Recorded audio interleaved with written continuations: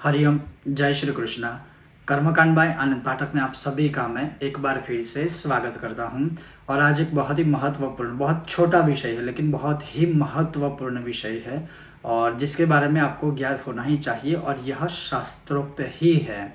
और वो जो विषय है वो जब बालक का जन्म होता है, जब बच्चे का जन्म होता है तो आपको पता होगा कि 5 या 6 या 2-3 दिन बाद जो भी नालक छेदन क्रिया होती है उसकी नाल को जब काटा जाता है, चाहे वो पहले ही दिन हो, चाहे वो 3 दिन हो, चाहे 5 दिन, या जब भी काटने के बाद उस बच्चे के साथ नाल रहती है और वो जब अपने आप सूख जाने के बाद जब गिर जाती है तो फिर उस नाल का क्या करें।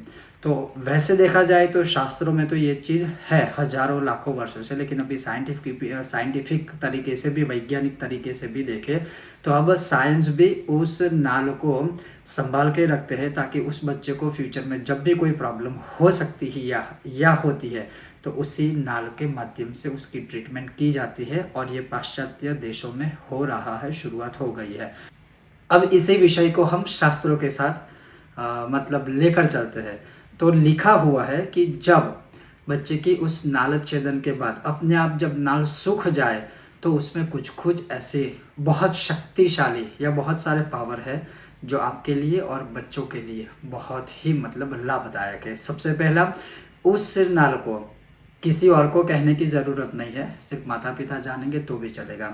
उस नाल को लेकर सिंदूर की डिब्बी में या तो नॉर्मली ही किसी बैग में पैक करके कहीं पर भी सेफ सुरक्षित जगह पर घर में ही रख लीजिए। उससे पूरे घर का भी रक्षण होगा, आपका भी रक्षण होगा, अर्थात माता पिता का रक्षण होगा, बालक का भी रक्षण होगा। और सबसे बड़ी बात है कि बालक नज़र दोष आदि से बच पाएगा और जो मोह माया बालक की घर के प्रति, बच्चे की घर के प्रति कम हो जाती है वो कम नहीं होगी, क्योंकि कहीं ना कहीं उसकी नाल उस घर में, उस जगह पर है। दूसरा, किसी भी कोर्ट कचहरी क्षेत्र में आप कहीं पर भी फंसे हुए हो तो वो नाल अपने पास जब रखोगे या लेकर जाओगे, कहीं ना कहीं आपको एक सकारात्मक परिणाम उसका अवश्य प्राप्त होगा। जब भी कोई ऐसे कार्य के लिए जो मतलब असंभव कार्य है उसके लिए आप जा रहे हो, किसी को बोलना नहीं है, बच्चे की नाल को लेकर अपने पॉकेट में रखकर आप जाइए, आपके कार्य सफल सकुशल बनने की संभावना रहती है।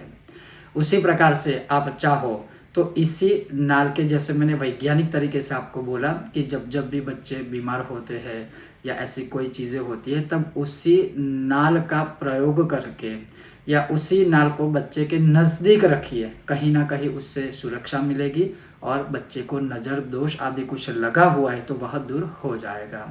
सुरक्षित रखने के लिए आप ये कर सकते हो, उस नाल को या तो सिंदूर की डिब्बी में, लेकिन सीधा ही मत रखिएगा उसको, जैसे प्लास्टिक बैग में या फिर कपड़े के अंदर रखकर उसकी गांठ मारकर उसकी पुड़िया बनाकर, पोटली बनाकर फिर रखिएगा, सीधा मत रखिएगा। कहने का तात्पर्य ये है कि ये जो बच्चे की नाल होती है वो बहुत शक्तिशाली होती है। और एक ऐसा रहस्य जो शायद मैं आपको संक्षिप्त में बताऊं तो ऐसा भी कई जगह पर तंत्र ग्रंथों में इसका प्रमाण है कि बच्चे की जो वो नाल है, उस नाल को कोई वंध्या स्त्री है, बांझ स्त्री है, अगर उस नाल को या उस नाल के थोड़े से भी हिस्से को अगर पानी में या दूध में देकर अगर कोई बंध्या स्त्री उसे पी जाती है, संतान होने की संभावना 100% बढ़ जाती है। और ये तंत्र और कुछ आयुर्वेदिक ग्रंथ के ये प्रयोग है, ये हमारी प्राचीन प्रक्रिया है। हालांकि इसमें कितनी प्रतिशत या कितनी सच्चाई है वो मैं नहीं कहूँगा, लेकिन मैं पूर्णतः अपने शास्त्रों पर भरोसा रखता हूँ। तो ये भी बहुत जगहों पर लिखा हुआ है, लेकिन फिर भी मेरा काम है आपको कहना, आचरण करना ना करना, फॉलो करना ना करना वो आप अपनी मति के अनुसार कर सकते हो। तो ये बहुत ही एक महत्वपूर्ण विषय था बच्चे की नाल के विषय में। आपको यह विषय, यह रहस्य कैसा लगा अवश्य मुझे बताइएगा।